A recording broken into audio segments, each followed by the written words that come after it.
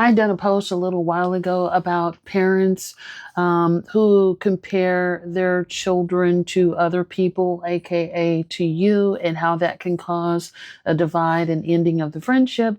I have a commenter here who says, "What about the parents who are the ones comparing you to your friends?" So I'd like to talk about that. Hi, my name is Dr. Natalie Jones. I'm a licensed therapist.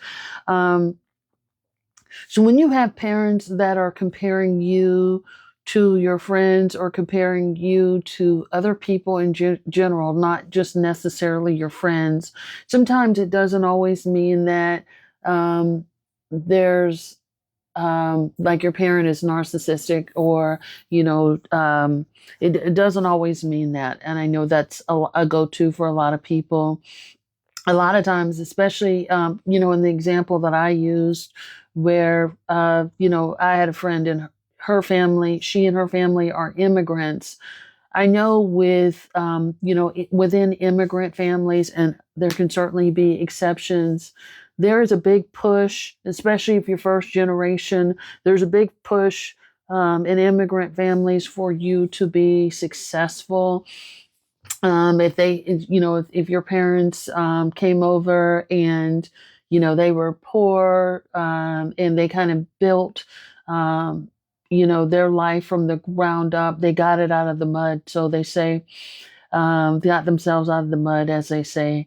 There's a big push for their children to do better than them, and in the way that they express that to them may not be the most healthy, right?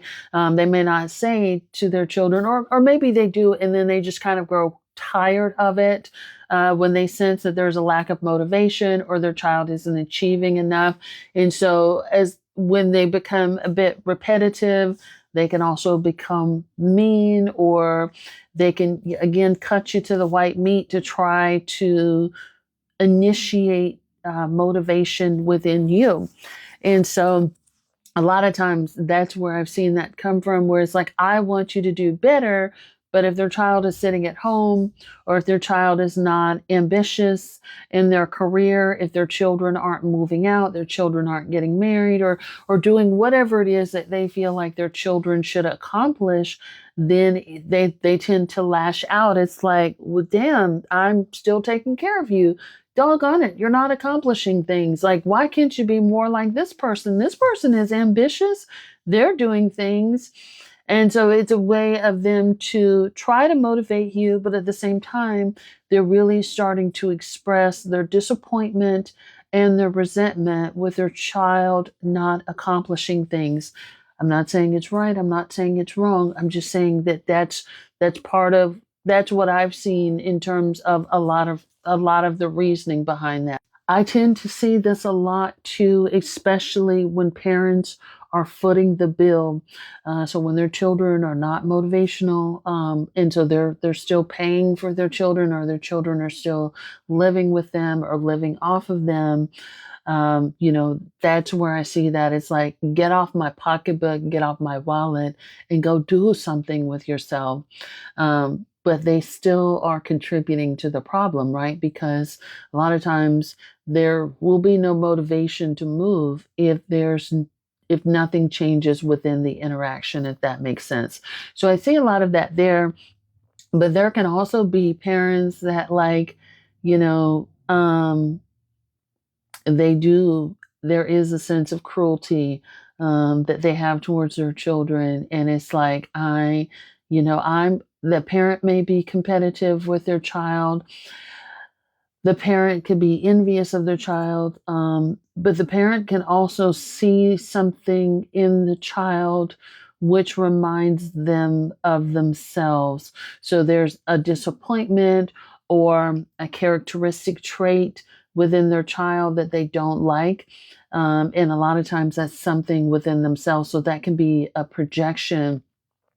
And instead of saying that I don't like this about myself, they'll freely say it to you.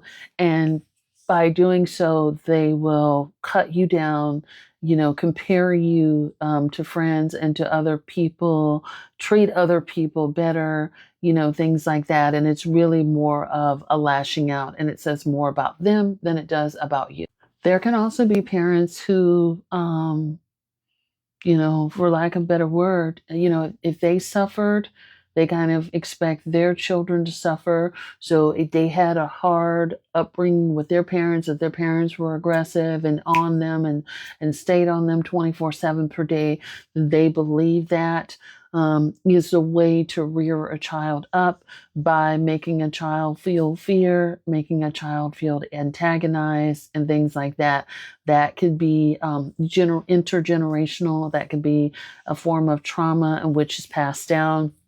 So, an example of this, I gave this in my dissertation where I did a study on Black women. Um, One of the women talked about how her mother would frequently be nasty to her and degrade her and call her the B word and things like that.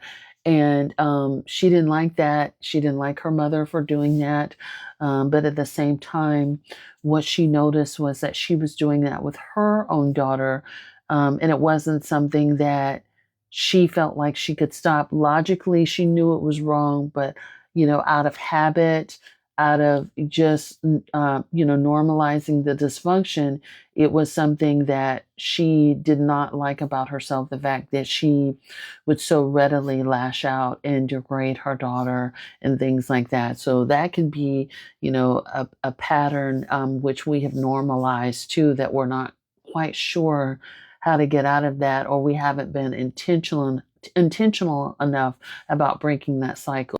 Lastly, the one thing I will say is there's sometimes when you may have a trait within you that, especially if you're in a dysfunctional family, they don't know what to do with it, and they know that they don't like it because it goes against the grain of everybody else. So let's say, for example, like everybody else is dysfunctional, they gossip and they talk down about each other, and there's other stuff going on, but you don't do that. That could be an intimidation factor within everybody else. And so people within your family, your parents, even your siblings, can certainly gang up on you like a pack of wolves, really, because you're the odd man out. And I'll do a separate post on being the odd man out where I go a little bit deeper into that. But if you don't fit in, you're kind of going against the mold.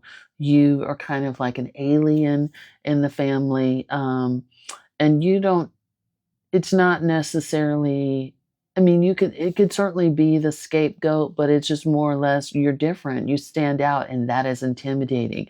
And they want to try to minimize the intimidation factor by, again, cutting you down and seeking validation from people outside of you and making you feel inferior so that you can shrink yourself and comply to what the norms are within the family group. So therefore, you can be part of the in group. Otherwise, you're part of the out group of the family. Then they may do that tactic as well. So thanks so much for asking that. I hope this helps. Like, share, comment, give me a follow if you like my content, and definitely subscribe to my newsletter. It's the first link within my bio. Thanks so much.